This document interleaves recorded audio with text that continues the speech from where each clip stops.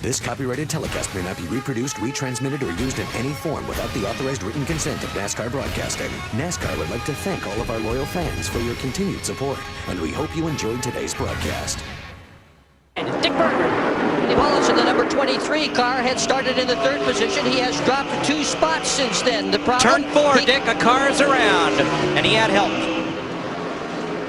Spinning is out. Yep, 16 of Justin Ashburn got into that corner, maybe a little quicker than he wanted, got tagged from behind and spun. That's the 2nd car he's used up this weekend. He crashed one here in practice on Friday and wadded it up pretty good as well. First caution of the day comes at lap 21. Now let's see what happens here. Oh, this looks like it. Hornaday was down under him, and you know, I'm not so sure that. Looked like Ron Hornaday got a bunch of damage to his right front. Yeah, he did. Bagging the racetrack a little more than he'd been doing earlier, so damage to that right front fender will not help the handle on this race car. Turn 3, a car's around, and in the fence, there's 2 involved. Turn 3. Donnie Nunenberger in the 77 and the 51 car of Shane Sieg. I think Neuenberger was already around when Sieg got there. And We'll whine a lot, but I think you're right. Oh, yeah. Nunenberger in the 77 just loses it, and there's no way for Shane Sieg to go. He's trying to go to the high side, but Nunenberger stayed up there. Rewind the back stretch as they try to all get past that yellow car of Damon Lusk. Whoa. Well, that was about, for him, that was what, about 15 seconds of glory, wasn't it? I mean, he got the lead, but he didn't get to keep it long. And it's in a backup car. Remember, he was in a wreck yesterday in practice. Somebody call a claims adjuster. Mike Wallace has come to grief up in turn number 4 in the Geico Ford, and I think he had some help up there. Yeah, he did. Looked like the 12 car Fidoa got into the back of him and got him doing that old hospital hop, as we call it, and into the wall she went. Mike was running up in about the 13th position. He gets him loose right here, and he's trying to catch it, but he can't. He scrapes the wall. Now he's out of control, and he goes back to the... Bobby Hamilton Jr. in the 25 car just getting by. Let's, Darryl, have a look. See if Mike Wallace doesn't get loose before Fidoa gets to him. He's wiggling a little bit right there, caused him to have to get up out of the gas a little bit, and Fidoa's got a run on him. I mean, Mike's going to be mad, but really and truly, there's not a whole lot Fidoa could do. Let me tell you who's going to be mad. Joe Nemechek in that 87 car. Remember, he is out of tires. And everybody else, I'm sure, will be coming to pit road to get their 4 tires. Yeah, I believe in these final 15, 20 laps, Martin Truex in the 8 car, other than maybe Greg Biffle and Jeff Burton, he probably has the best race car. Yeah, he's got a couple of positions right there in front of him. He's got the Strimmy up here, and here he comes trying to make a run on Gordon, and you just got to hold. You got to be patient here now, buddy. Don't overdo it. You've done a great job. Gonna have to set him up. Robbie Gordon's hard to pass, but you know what? As he looks in the mirror, I bet his spotter's saying, here comes Johnny Benson in a white car. 7 laps. Jamie, if you're on the radio to Martin Truex, where do you want him to make that pass? Well, I think backing off, getting into turn 1, like I said, and trying to drive underneath him. Robbie looks really loose right now. I tell you what, though, Martin is a really smart racer, and if I were Robbie, Martin's not a guy that's going to run into you. He's done a really good job, and right there, I think he just needs to back off and try to drive underneath Robbie. Robbie's so loose driving up through 1 and 2 that he can maybe sneak underneath him. If he doesn't watch out, though, it looks like Johnny Benson's coming pretty quick. Yeah, that's the dilemma. I mean, right now, he's got a faster car than Robbie, and Robbie's trying to give him an opportunity, and you saw how loose Robbie was off the corner, but you got Benson you're looking in the rearview mirror, and here comes Benson.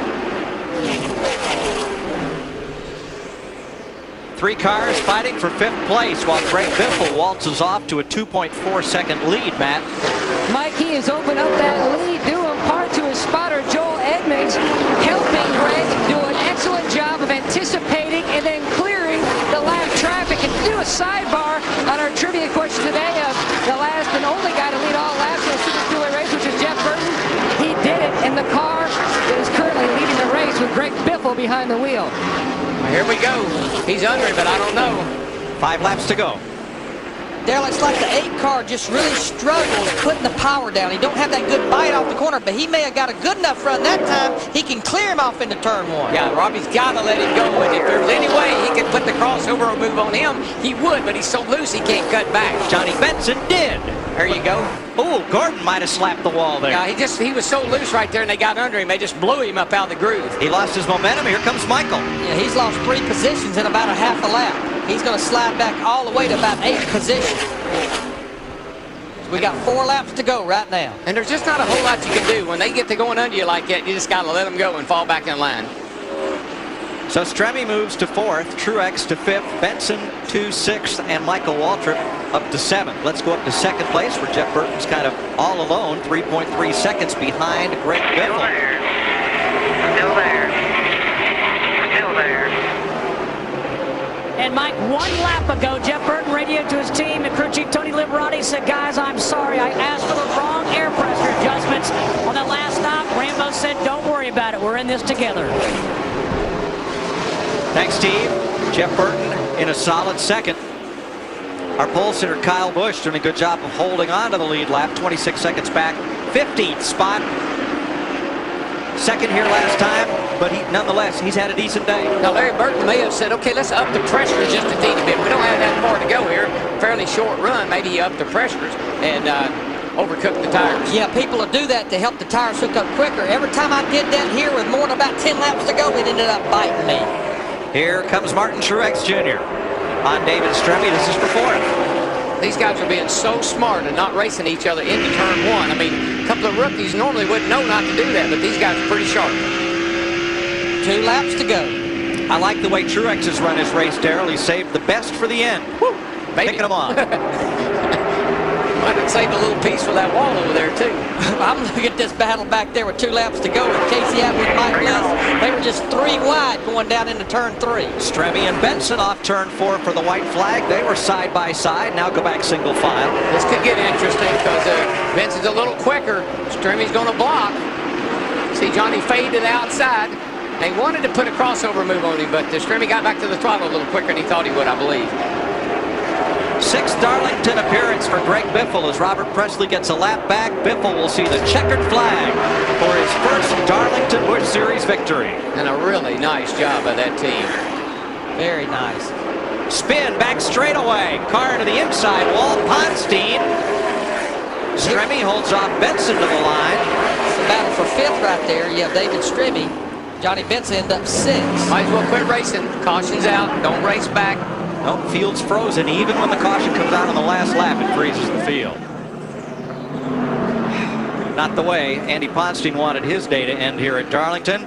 But for Greg Biffle, a 3.1 second victory over Jeff Burton. His 12th career victory, and it comes in his 87th race. He's the 22nd different driver to win a Busch race at Darlington. Here's what happened on the back straightaway last lap. Like Jason Leffler in a 00 car. He was racing Jason Keller. They were racing for 13th position. And Andy Ponstein in the 39 car, who was several laps down, couldn't get out of the way coming off turn 2. Greg Biffle's team, that last pit stop was the one that did it. Biffle goes to victory lane.